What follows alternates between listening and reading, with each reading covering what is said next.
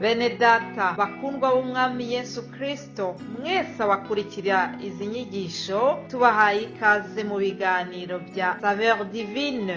Ibi biganiro mu bitegurirwa n'abavugabutumwa bwiza batandukanye, akaba ari umuhamagaro ugendera ku ijambo ry'Imana byanditse mu gitabo cy'ubutumwa bwiza uko bwanditswe na Matayo ibice 24 umurongo wa 14. Kandi ubutumwa bwiza bw'ubwami buzigishwa mu isi yose ngo bube ubuhamya bwo guhamiriza amahanga yose, nibwo imperuka izahera ko ize. Ibi biganiro mubikurikira ku channel ya YouTube yitwa Saveur Divine. Tubifurije kugubwa neza. Imana Data ari nayo So ibaha umugisha.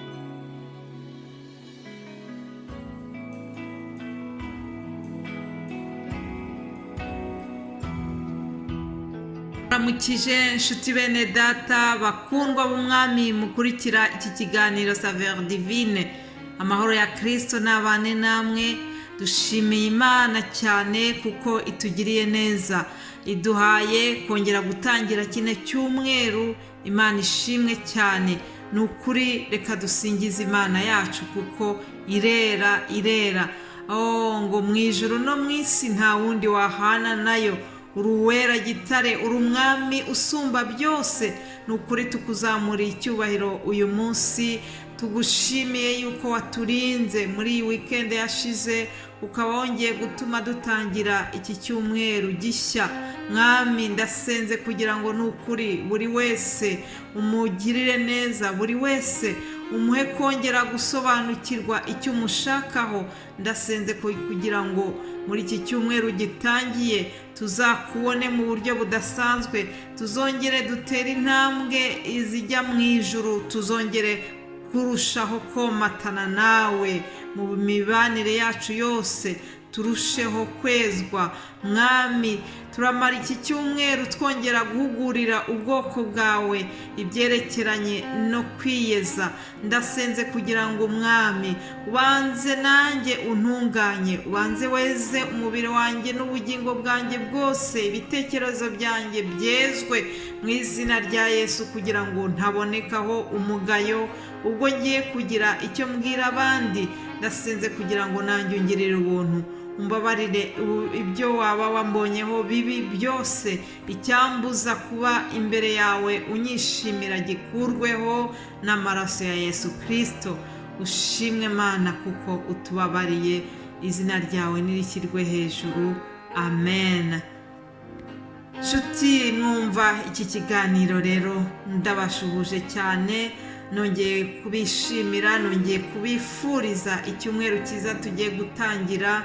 Ndabifuriza umugisha uva ku Mana, ndabifuriza gukomeza kugubwa neza mukurikira zino nyigisho twabateguriye. Imana ishimwe cyane.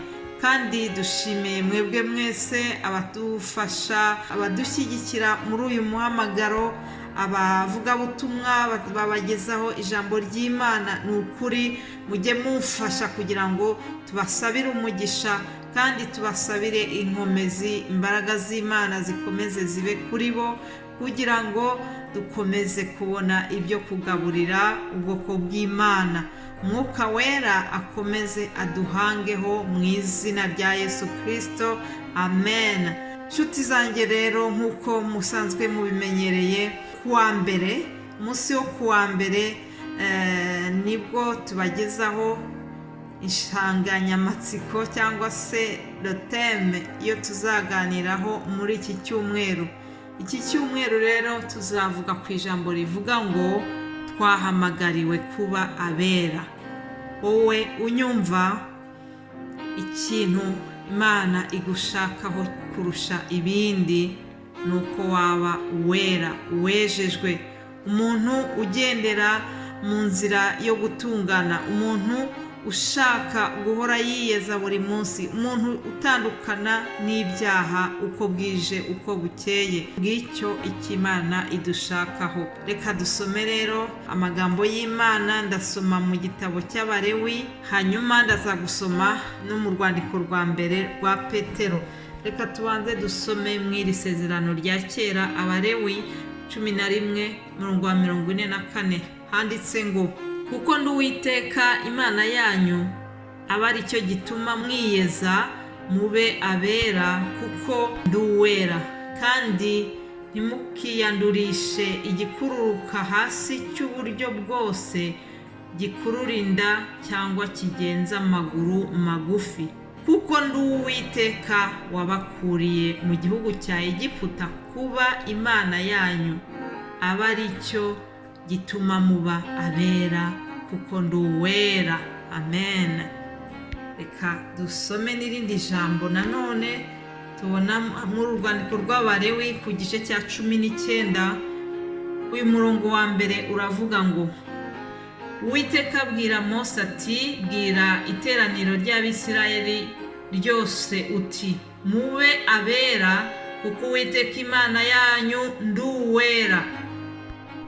Petero wa mbere ku murongo wa 14, igice cya mbere umurongo wa 14 handitse ngo, mube nk'abana bumvira, ntimwishushanye n'irari mwagiraga kera mukirinjije, ahubwo nk'uko uwabahamagaye ari uwera, aba ariko namwe muba abera mu ngeso zanyu zose. Bakundwa mwese abatwumva, ndagira ngo mbabwire ikintu gikomeye. Iyi Mana yabwiraga Mose ikamutuma ku Bisirayeli, ikamubwira ati mube abera. Ibwira Abisirayeli ngo ishaka ko baba abera. Muri kiriya gihe ntabwo Imana yigeze ihindura gahunda. Uyu munsi uko yari imeze ku gihe cya Mose, n'uyu munsi niko imeze. Ni Imana itunganye, ni Imana yera, ni Imana ishaka ko natwe tuba abera. Yakunze kubabwira ngo mwibuke yuko ngo ndi Imana yabakuye mu gihugu cy'Egiputa, aho mwari mu bubata. Natwe hari ahantu Imana yadukuye muri Egiputa. Egiputa bivuga inzira mbi twagenderagamo kera tutaramenya Imana, bivuga mu isi y'ibyaha. Ariko mu gihe twamaze kuva mu byaha tugakurikira iyi nzira y'agakiza, biradusaba yuko tugenda muri iyi nzira twiyeza, duhora twejejwe. Ngicyo Imana idushakaho. Tugomba kuba bera kuko n'iyi Mana twakurikiye irera cyane. Haleluya. Iki gitabo cy'Abalewi hafi cyose tubonamo ukuntu Imana yagendaga ibasaba kwiyeza mu myitwarire yabo, mu byo barya, mu myambarire, mu mibereho, mu buzima bwa buri munsi bwose. Imana yagendaga itanga detaye zose, ikabereka ukuntu bagomba kubaho biyeza. Kwiyeza mu buryo bwo kurya, kwiyeza mu buryo bwo kwambara, kwiyeza mu mibanire yabo hagati n'abagenzi babo.